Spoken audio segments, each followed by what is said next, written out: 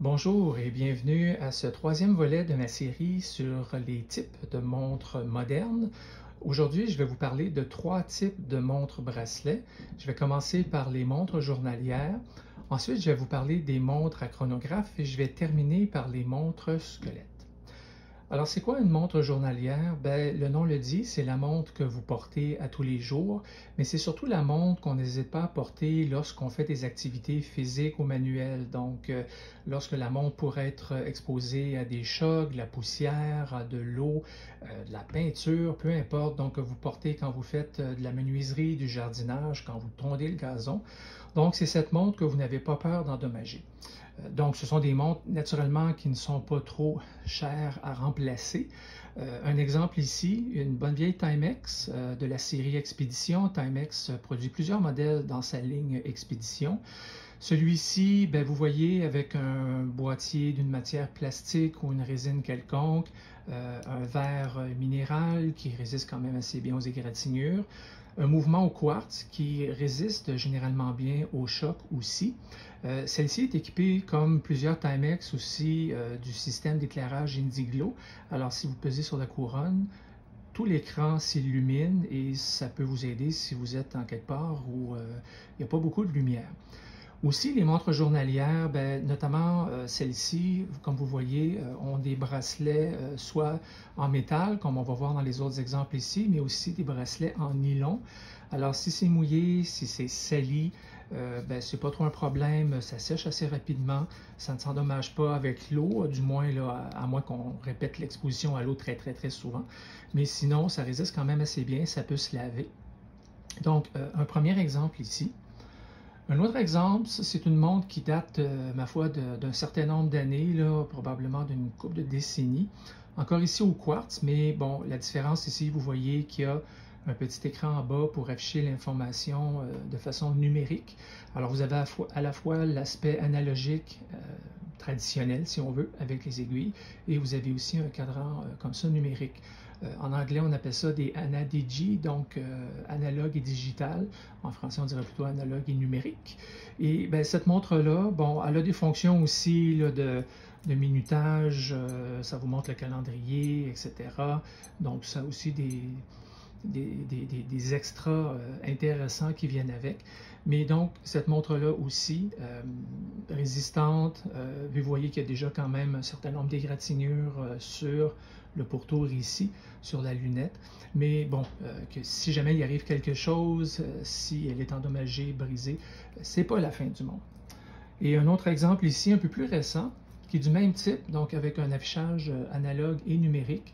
C'est fait par Armitron, et celle-là aussi, donc, est une montre qu'on peut se procurer là, pour quelques dizaines de dollars et qui est assez résistante aussi, avec un bracelet en métal et qui résiste au choc, à la poussière et tout le reste, et que justement, si jamais il arrive un incident, on ne sera pas catastrophé par la perte d'une montre comme celle-là.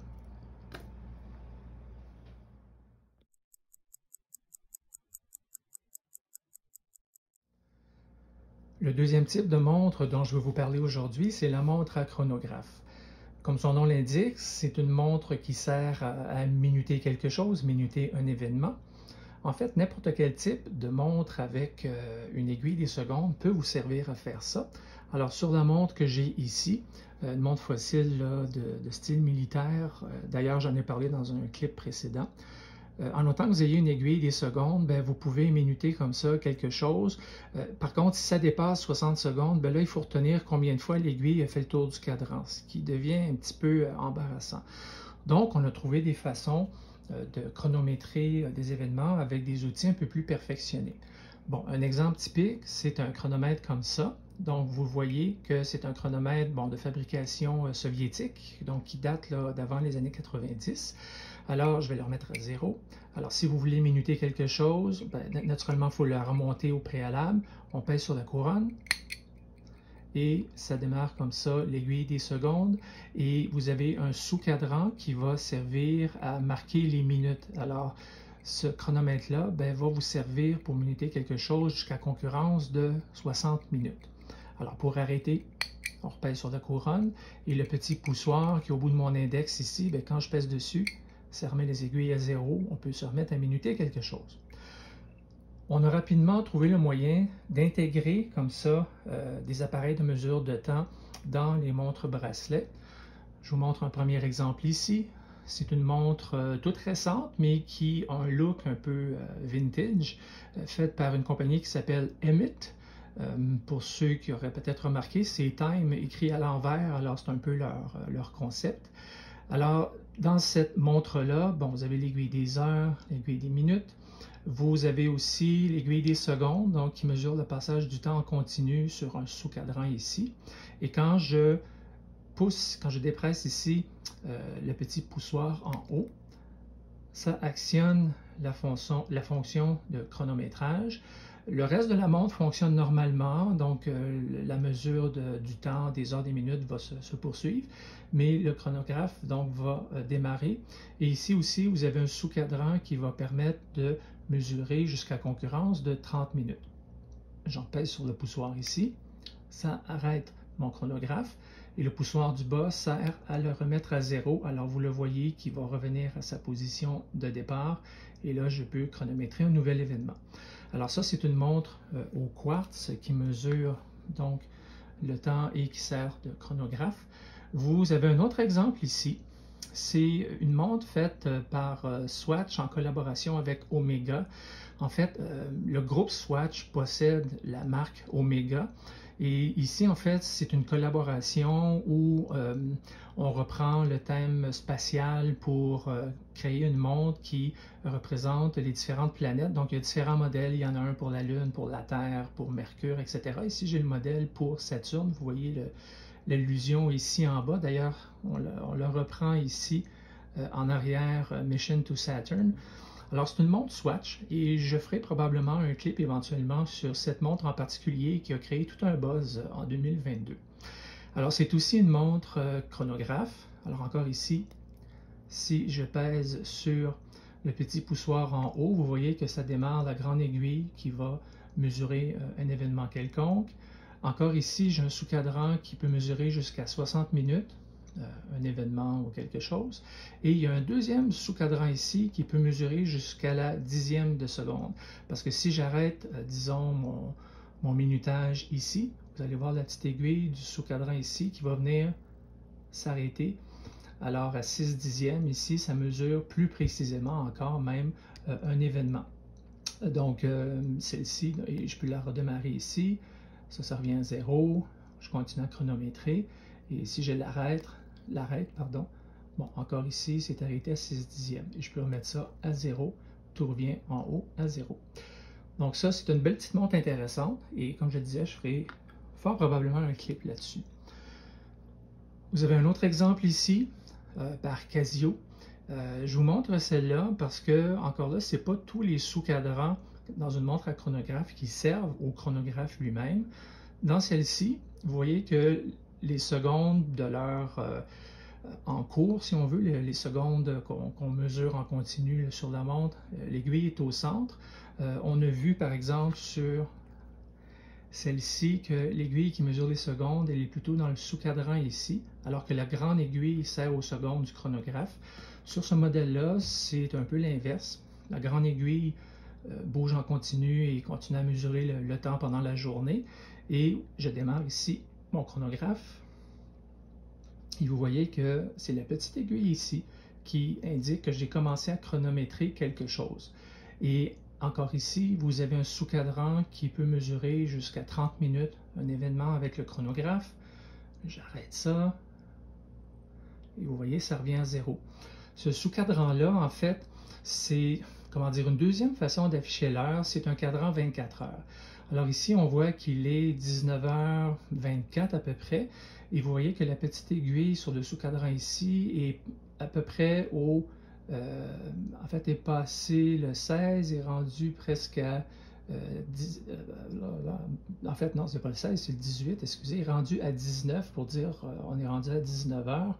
Donc, ça sert à minuter sur 24 heures le passage du temps, mais sur la montre elle-même, pas comme une fonction additionnelle.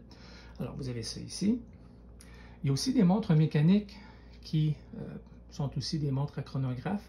Celle-là est bien intéressante. Vous voyez que c'est une montre faite en Chine.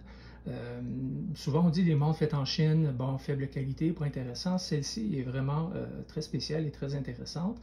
Encore ici, vous voyez que c'est la grande aiguille qui minute sur mon chronographe, alors que cette petite aiguille-là, c'est les secondes, si on veut, normales, là, qui fonctionnent toute la journée quand la montre fonctionne. Et un autre sous-cadran ici pour le chronographe qui sert à mesurer un événement jusqu'à 30 minutes. Je l'arrête. Et une différence dans les montres mécaniques par rapport aux montres au quartz, c'est que quand je remets à zéro, tac, ça se fait en un instant. Ça, c'est à cause de la façon dont le système mécanique fonctionne à l'intérieur.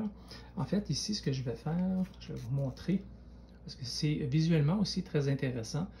Donc, vous voyez, c'est une mécanique qui est quand même assez complexe parce qu'il faut inclure des pièces, des rouages et des parties additionnelles pour pouvoir justement activer le fameux chronographe dans une montre comme celle-là. Et je termine en vous montrant cette montre-ci. Cette montre-ci, en fait, n'est pas une montre chronographe, mais je vous la montre parce qu'elle a des sous-cadrans, mais il n'y a aucune fonction de chronographe sur cette montre-là. C'est une montre Skagen avec un style un peu dépouillé. Elle, ce qu'elle a de, comment dire, de différent, c'est qu'en plus de montrer l'heure, bon, là, il est 7h20 quelques, il y a deux sous-cadrans pour mesurer aussi l'avance du temps sur 24 heures. Alors encore ici, voyez-vous, on est à 19h25 et vous voyez que l'aiguille ici est à peu près vis-à-vis le 19, ce qui veut dire qu'il est 19h et non 7h le matin. Donc c'est une aiguille qui mesure le temps sur 24 heures. Et celle du bas fait la même chose. Donc elle vous permet de mesurer l'avance du temps sur 24 heures, mais vous pouvez la régler sur un autre fuseau horaire. Donc il y a un petit poussoir ici. Alors si vous pesez dessus, ça va faire avancer l'aiguille. Puis ça va vous permettre de suivre un deuxième fuseau horaire, un peu comme les montres GMT dont j'ai parlé dans le clip précédent. Et comme ça, vous pourrez suivre le fuseau horaire dans une autre partie du monde. Alors, elle a des sous-cadrans, mais ce n'est pas une montre chronographe. Alors, il faut faire attention à ça, parce que souvent, on voit des montres de ce genre-là, puis on dit « Ah, c'est une montre avec un chronographe », mais ce n'est pas vraiment le cas.